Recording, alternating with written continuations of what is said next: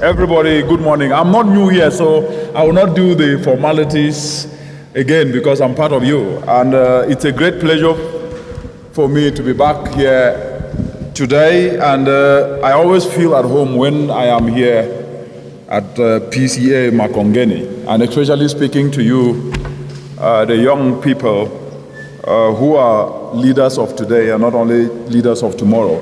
My message to you today is quite very targeted. I'm going to be talking to you about how we can be selfless, how we can be kind to one another, how we can become the agents of love so that we can address the challenges that we face as a continent and even as the world. So the title of my message to you this morning is Nurturing Selflessness and Kindness. Nurturing selflessness and kindness. Because what we know is that if a house is divided against itself, that house cannot stand. If a house is divided against itself, that house cannot stand. These direct words of scripture in Mark chapter 3 verse 25 sent a profound message to all of us seated here today and to everybody across the entire African continent and the world. That despite the fact that if you take Africa, for example, that has got everything, Africa always takes last. And I've been repeating this message all the time, especially when I'm here. Why does Africa take last? The answer is simple. Because we are too divided. And what we make an error to think is that our differences are more. That's a lie. We have more in common than things that we don't have in common. So we share a common destiny. So at the root of this division in the continent is jealousy and hatred, which have spectacularly manifested itself as selfishness. So you hear a lot about jealousy, hatred, selfishness as I have this conversation with you this morning. But acting for the collective benefit of all is a value that is frowned upon in our society today. And this sorry state of affairs is totally inadmissible before God, and we must banish it. And those to be able to stop this is you and me. If my people, which are called by my name, shall humble themselves and pray and seek my face and turn from their wicked ways, then will I hear from heaven and will forgive their sins and will heal their land.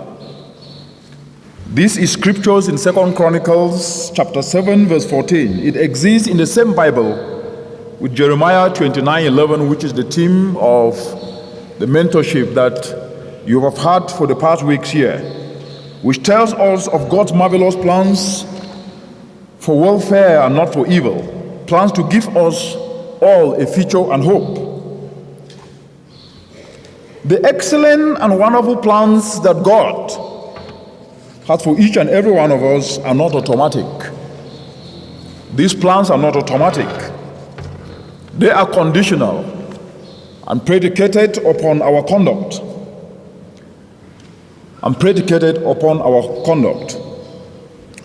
When you look across the entire African continent today, and Africa is us, the people, it's not just the land, you will notice that Africa's healing depends upon the conduct of each and every one of us. The problems of poverty, of hunger, of disease, all these aspects can be addressed by us, because God has already given us the knowledge and the wisdom to be able to devise solutions to these problems. And as believers, you and me have an obligation to humble ourselves and seek God and choose to turn from anything that is wicked. We must shun hatred and embrace love. We must love one another because God is love.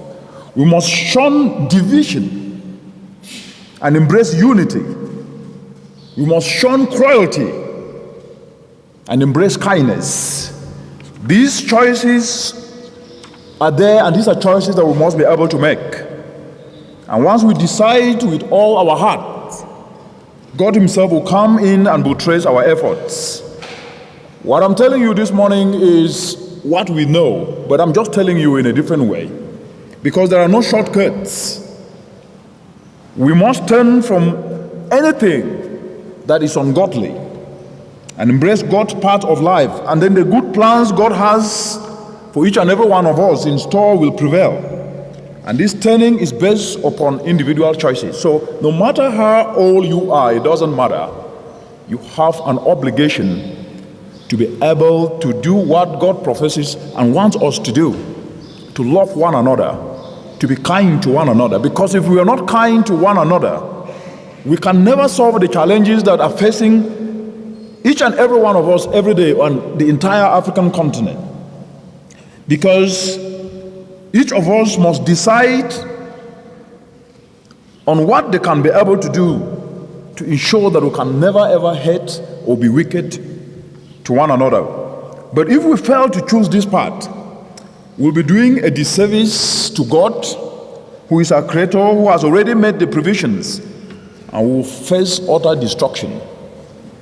It is a privilege for me to be here with you today, as I said, to discuss with you briefly what it means to choose life in the context of Africa's development and the changing climate where you are seeing every day droughts, floods, rains that used to come. The time of the rains have changed. These challenges, we are living with them. The environment currently being destroyed for selfish gains. Trees cut down that cause rivers to dry. These aspects must be addressed, and addressed by each and every one of us. Distinguished colleagues, ladies and gentlemen, we are in a continent, as I've said all the time, that have 65% of the world's arable land that can feed the entire world. But in the continent, we go to bed, we have 257 million people going to bed hungry. We have children who would otherwise grow up to exercise their talents and be engineers and medical doctors and physicists and pilots and anything you can think of that is good, who are being buried because they lack nutritious food and they cannot even live beyond the age of 5. All because of lack of food. We have a continent where even when we struggle to grow the food, when our mothers and mamambugas in villages struggle to grow the food, it gets wasted because there is no place to dry or opportunities to have a market even to sell them. These are challenges we live with, even right down here in Kenya, where each year Kenya is losing 500 million US dollars. That's 50 billion Kenyan shillings as a result of not adding value to what is produced, and the food getting lost in what is called post-harvest losses. And the list goes on. But we can address these challenges if we shun hatred, jealousy, and selfishness. And the primary agents of this positive change are none other than each and every one of us, regardless of how old or how young you are, because age is a number. Being young is not a criteria for anything. Youthfulness is ideas. Because young at heart is what is more important. And young at heart to generate ideas to solve problems is the most important thing that each and every one of us needs to do. Every scripture and instruction in the Bible is addressed to us, the people, and meant to ensure a better quality of life for each and every one of us. And the key to this is our level of obedience to action. We must be, therefore, the agents of change we would like to see. We should never really ask, what is someone doing for me? We should always ask the question, what am I doing to better the society, to help someone? Because we are discussing at the time, though I'm talking to you people here, this message is for the entire continent and even for the world, where we've seen situations where a grandmother falls down and a young person asks that he needs to be paid before he can lift that grandmother up. That is not the values in which we were instilled with. Those are not values of kindness, of selflessness. Distinguished colleagues, ladies and gentlemen, we must be shining examples in everything we do. And it all starts with our personal decisions of love, kindness, selflessness. Matthew chapter 25, verse 14 to 30 talks about the parable of the talents. In there, our Lord Jesus Christ reminds us of what will happen to those who fail to take responsibility. Leadership is responsibility. You must not have a position to be a leader. You do not need to have a position to be a leader, because leadership is personal responsibility. Leadership is kindness. Leadership is passion. Leadership is about ideas, solving problems, providing solutions. You don't need to be a CEO of a bank or to be the Secretary General of the United Nations to be able to make meaningful impact. Start with yourself and help those whom you are with. That is leadership. So when the Lord Jesus Christ reminds us in this Matthew chapter 25, verse 14 to 30, reminding us about taking responsibility to use our talents and serve His kingdom. And service to His kingdom means service to fellow humans to ensure we all benefit from the abundance He put on this earth. Chapter 30 simply tells us that those of us who fail to take responsibility, those of us who fail to obey and act on His words, those of us who fail to obey and act in His words and use our lives and talents and skills He gave us to drive His purpose on earth will be punished. That means in anything you do, whether you are a student, whether you are a CEO of a bank, or whether you're a climate change coordinator like myself, it doesn't mean anything. You must be able to deliver your services in the spirit of kindness, to help one another, to be your brother's keeper, to be your sister's keeper, to be an example.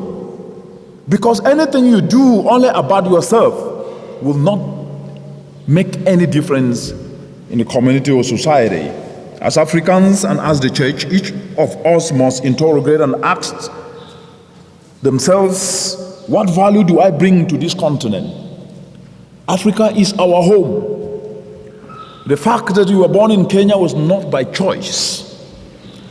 God decided that you will be born in Kenya. The fact that I was born in Cameroon, I didn't decide to be born in Cameroon, but I have the responsibility today to be able to be kind to each and everyone that I meet, whether it is Kenya, Tanzania, Cameroon, Nigeria, Togo, it doesn't matter. We must be shining examples. We must then be able to ask ourselves, what am I doing as an individual to generate solutions to the challenges that we see each and every day? By planting a tree, you can help address climate change. By helping someone, connect someone with an idea that can be able to have a skill that can better address a challenge, you will help that person and also help yourself and help the community. We must be able then to ask the question, how is my attitude? To serve or to be served? Is your attitude to serve or to be served? You must ask the question, what do I need to do? Am I working selflessly with others to only benefit myself, or to be able to address the challenges that community and society faces today? Are you engaging with each and everyone regardless of race, tribe, or creed? Or you're only favoring people that you know? To truly fear God by loving all people, or to pretend and play? Unless each and every one of us get candid with ourselves and honestly interrogate our motives and turn from wickedness, Africa will surely be the change makers for the entire world. And faith, we see others who do not profess the faith yet apply the principles of the faith, especially things like hard work, diligence, selflessness, and self-honesty should be what we should embrace to be able to get ahead. Sending a clear reminder that unless we act, our faith, professing it alone, will be of no benefit. Knowing that we'll be made to appear before the tribunal of Christ to give an account of our action, let us be careful of our actions, noting that we must know that one cannot obey the scriptures selectively. In my discussion before you guys last time, I stressed on the need to prioritize diligent hard work. putting in your best in all you do consistently, regardless of how young and how old you are. And all this is scriptural. I buttress the need to divest from the love of material alone, which is also scriptural. I buttress the need to divest from individualism, because alone we cannot be able to do anything. If you succeed alone, you have actually failed. Anyone who succeeds alone has actually failed. You must be able to lift people up with you. To be able to be successful, you must be able to lift people from the bottom of the pyramid. If you succeed alone, you have actually failed. I buttress that the need to treasure, perfect, and constantly improve your skills. Because each and every one of us here is talented, but having talent alone means nothing. You must be able to apply effort to talent. And when you apply effort to talent, it is called a skill. But having that skill alone doesn't really mean anything. You must then be able to apply effort to that skill, and that equals achievement. And this is what each and every one of you needs to do. I buttress the need to invest in seeking knowledge. And all it takes is in this information age where you are being taught here, and I believe your mentors have given you a lot of knowledge here. You should spend time to understand how you can use new knowledge to solve problems, regardless of your age. All these values are scriptural. They are the basis of our responsibility as a people. And if we are to make the promise of Jeremiah 29:11 a reality of our continent, we must be able to embrace these aspects, because if we do not get these aspects right, we might not be able to drive collective development. Because what we should always understand is, if we do not get the software right, the hardware will mean nothing. And the software is the mindset. The software is the mindset. The biggest school that we have is in us, and the biggest school is the mind. The biggest school that we have is us, and that biggest school is our mind. Positive mindset is what we need. And with a positive mindset, there is no single thing on this earth that we cannot do.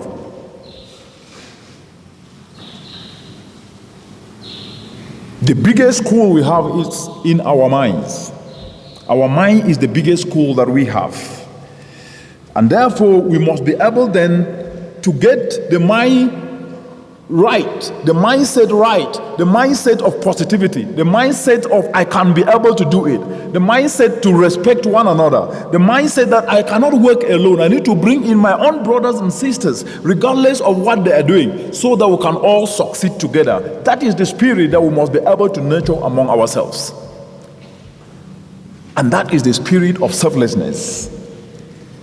Because what we know is that without selflessness, we cannot make any progress. We live at a time where we doubt everything, even up to the point that we even doubt ourselves whether we can be able to do anything.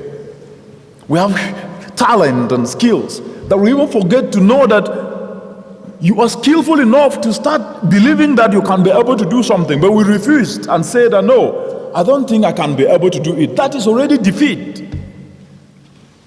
You must first accept and say, I can do it, and start doing it. And that's what we need.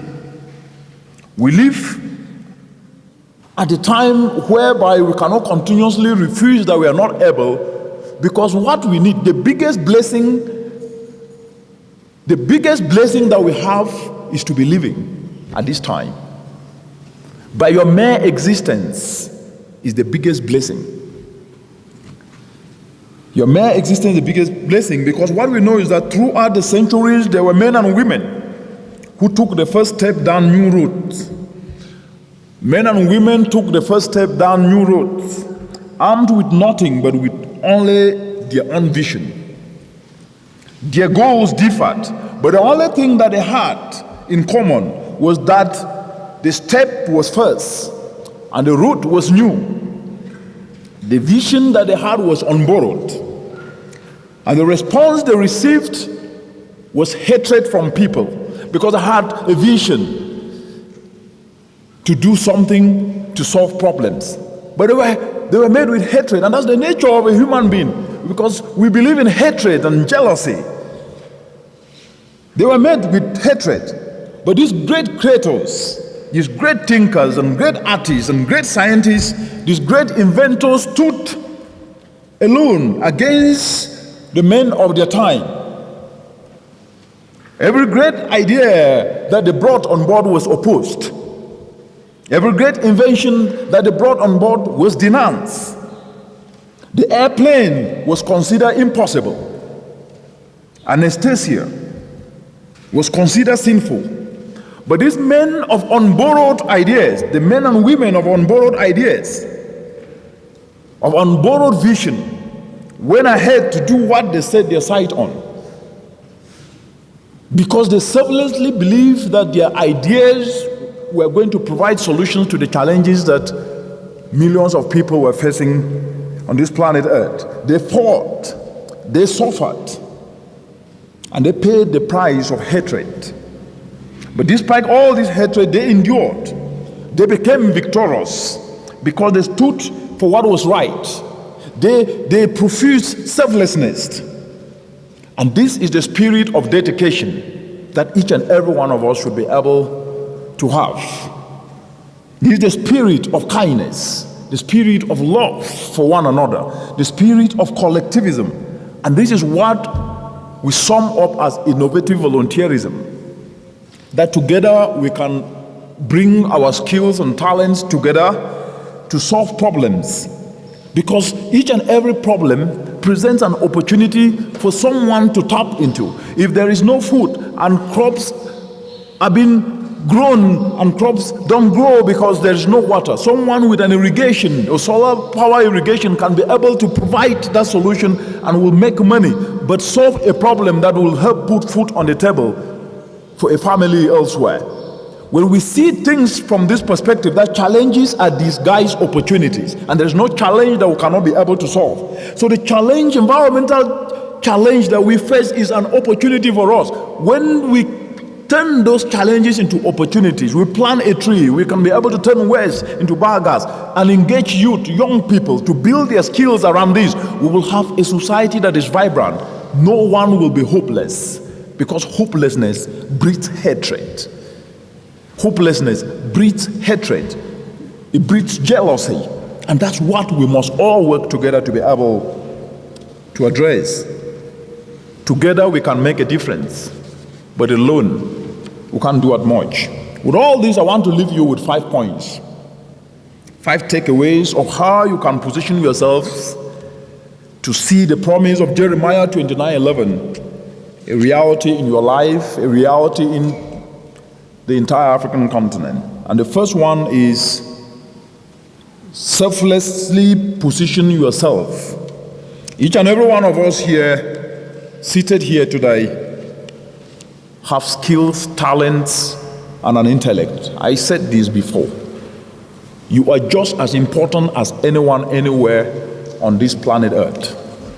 Regardless of where you come from, it doesn't matter. And I tell you this from my own life experiences.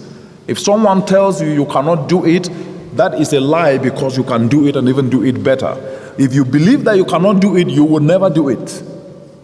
If you believe that you can do it, you will do it. It is all in the mind. The biggest school you have is your mind.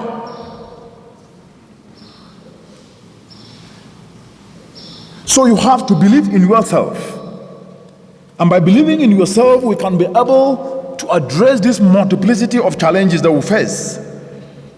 But just as Prophet Nehemiah, in the book of Nehemiah chapter 3 verse 1 to 32, needed people of diverse skills and expertise working selflessly and harmoniously to rebuild the broken walls of Jerusalem. The challenges that Africa faces today, especially of food insecurity, where we're losing 48 billion US dollars, these are opportunities that require diverse skills of each and every one of us, especially you, the young people. But it also requires attitudes that are positive thinking, an attitude of self-belief, not an attitude to always wait for others to come do things for us. An attitude not always to complain, because complaining is not a strategy. An attitude of not depending on others to always come and do things for us, but an attitude that we can do it on our own. We cannot become victims, because victimhood is not a strategy. And these things we can be able to do. Self-belief. Self-belief. And that takes me to the second point. When you self-believe, you must be able to make yourself competitive. We're living at times where competition is a word that has become synonymous with anything we do. We must be competitive in anything we do. What makes you important in the global community today? It's not how you look, it's not where you come from, it is what you can offer as a person. It doesn't matter the degrees you have, whether you have a PhD or you have a master's or a high school, or it doesn't matter. If you are a sweeper, you're sweeping, or you are an usher, or you are a cook, perfect your skills around that in such a way that people will admire and want to do it as you do. That anything you do, make it, enjoy it, be passionate about it, because passion is what drives transformation. It's not positions that implement, it is passion that implements. With passion, you will not only make progress, but you will inspire others. With passion, you can motivate people. Leadership is passion. It is not positions only. So you must be competitive, because what will make you stand out for the long run in this competitive space we are living in, called this planet Earth, is not how you look, but what you can do and how well you can do it. And it will be your skills. This is the only premium you need. So treasure your skills and work constantly to perfect them. And the third point is that we must shun hatred and divisions in all forms. We must shun hatred and divisions in all forms. 1 John chapter 3 verse 15 tells us that hatred of fellow human beings is equivalent to murder. Every time you hate, you are guilty of murder. While scriptures admonishes us in Mark chapter 3 verse 25 that a house divided cannot stand, hatred, which manifests itself spectacularly through tribalism, has divided and weakened the African society. So divided are we to the point that we cannot even combine our unique skills and talents. We want to bring people together and say, no, I am from Nigeria, I'm from Cameroon, I cannot combine my skills maybe with a Kenyan or with a... That attitude, that's a thing of the past. So we look up to you people seated here today to be the shining examples, because hatred is an ugly thing. Never ever hate anybody. It's an ugly thing. It's a thing of the past. We should embrace one another. Embrace one another and know that it is only through love that we can be able to address challenges. So divided is this continent, to the point that we cannot even combine our skills and endowments to build a better continent for ourselves. This hatred, which is a sin, is equivalent to murder and has costed the African continent years of underdevelopment. It is time, therefore, for us to put an end to it. And those who put an end to it is you and me. It is you and me. And anytime you ever feel inclined to discriminate based on where someone comes from, based on tribe, just be reminded that scriptures calls you a murderer if you do so. So never ever hate anyone. And pray hard and love one another, and always disassociate yourself from such inward inclinations. Focus instead on what your neighbor has. If your neighbor has a skill and talent that you don't have, work with your neighbor to learn it. It can be that they are good in a particular subject in school, in mathematics, in English language, in geography. But you can work together to ensure that all of you can get A grades by learning and exchanging ideas. It could be that they have a certain skill that they can be able to sew and tailor this kind of kitenge that I'm wearing. You should learn the skill and ask them how are they doing it. That's how we're supposed to live and be, not only brothers and sisters, but brothers and sisters that can combine our skills and talent to address the challenges that we face today. And this is the foundation for prosperity, not only in your life, but it will be good for our own continent and will address the challenges we face today, especially environmental challenges. And that takes me to my fourth point, which is that the challenges we face today, we do not lack the solutions. We have solutions for everything. But what we lack is individualistic thinking that if I succeed alone and I can do it alone, it means that the problems of the continent or of a country will be solved. No! We cannot do it alone. As I told you, Kenya loses up to 500 million US dollars along the entire agro value chain due to lack of value addition. Meaning that if we can get people who can produce solar dryers and decentralize them so that a mother who is producing cassava, is producing tomatoes, is producing maize, can dry this maize, then people will not only be able to have food, but it will mean that we will not be wasting resources and destroying our environment because we want to produce more food, whereas as producing that food is getting wasted each and every day. And this, just for example, here in Kenya, working to decentralize solar dryers to tomato farmers will avert losses worth 2 billion Kenyan shillings every year. The same goes for fish, which could put about 1 billion Kenyan shillings. And that takes me to my last point. You must be a leader. Whether you're 1 year old, you're already a leader. When they cry in style sometimes. Whether you are 100 years old. So the point here is that leadership is taking responsibility to do the right thing. I believe your mentors have mentored you here all throughout the past weeks with ideas. Those you need to become mentors yourself. The knowledge you have gotten here, you are already leaders. So as you go back, you must be able to also mentor your friends, your classmates. So leadership is taking personal responsibility to do the right thing. And the first person you must lead is yourself. If you cannot lead yourself, you are not a leader.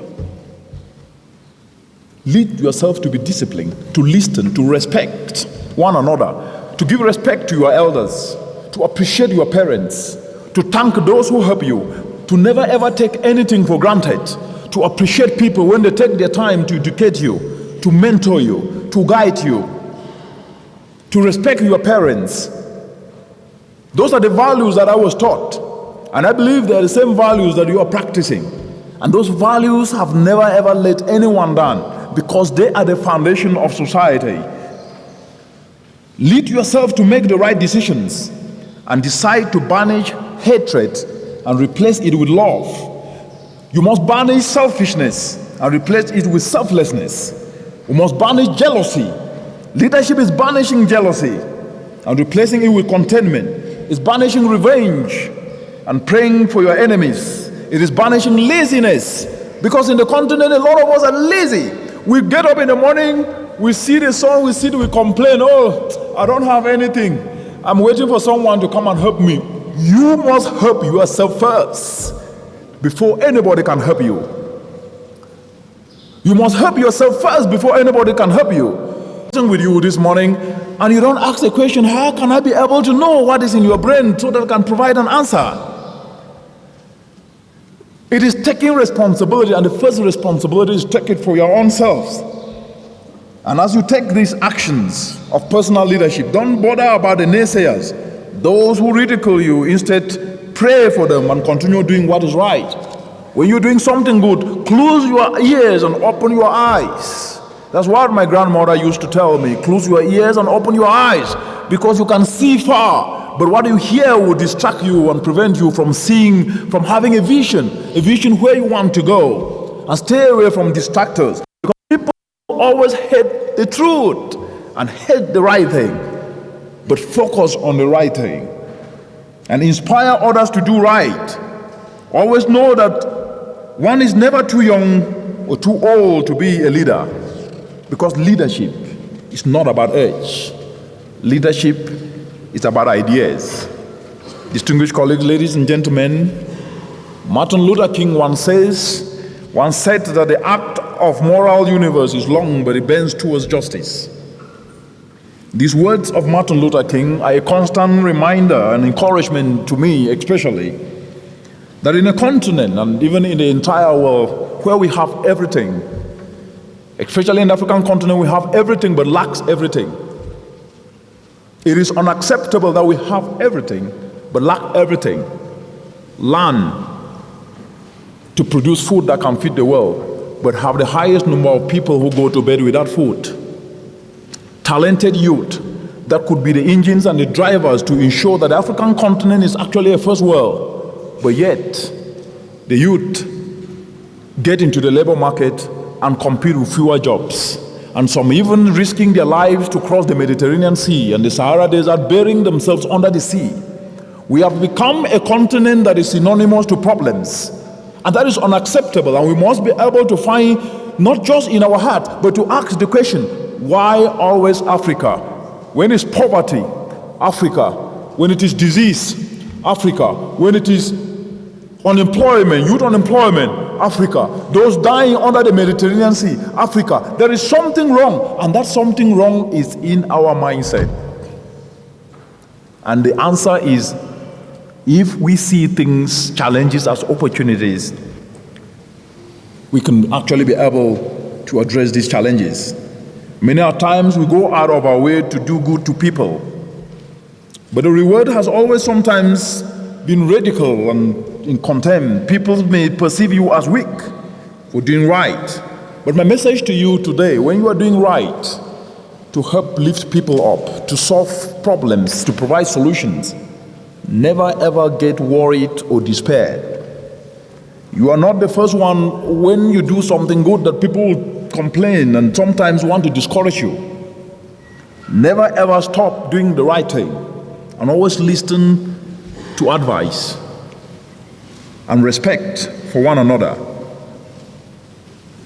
He could not understand it because in the scriptures, regardless of what you hear, and let me just give an example here, that when you do right, you will be vindicated in the end, regardless of how long it takes. Scriptures tell us that none other than King David wondered at how it is that the arrogant and the wicked prospered.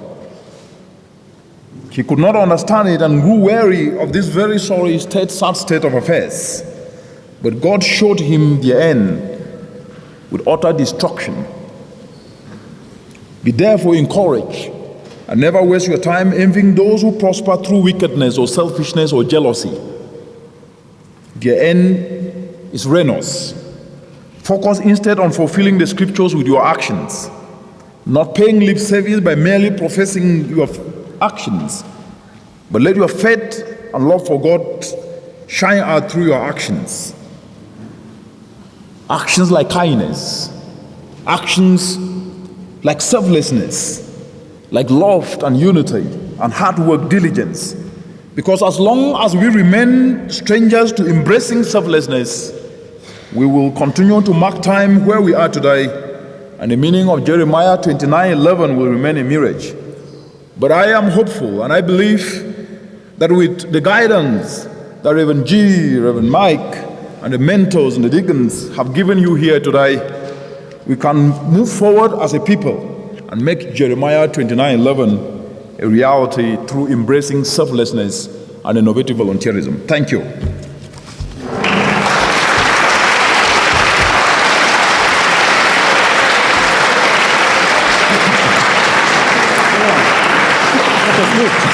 This is my copy. Yes, that's your copy. That's your copy. I know we can do better. Let's do it again.